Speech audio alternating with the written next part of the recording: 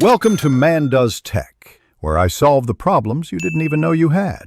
You start by confirming why Apple restricted your Apple Pay. Open Wallet and tap the affected card. Read the in-app notification word for word.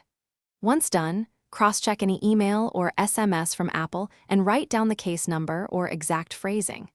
Make sure you have your Apple ID credentials, the device list where you used Apple Pay, and a recent billing statement ready. These items speed verification and explain why the restriction happened. Next, contact Apple support immediately through the Apple Support app or support chat. Select Billing and Subscriptions, and then Apple Pay, paste the notification text, and describe recent transactions or device changes. You should request an identity review. Apple will verify your name, address, and a billing statement, so upload clear images when asked.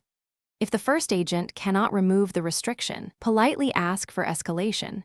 This saves. Finally, complete the verification steps Apple requests exactly as instructed.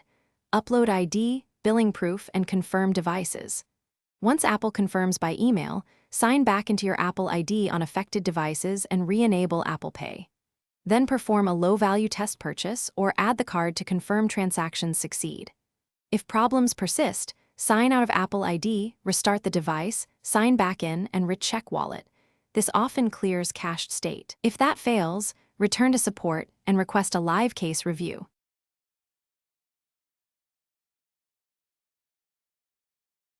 Thanks for watching. If you found this helpful, don't forget to like and subscribe.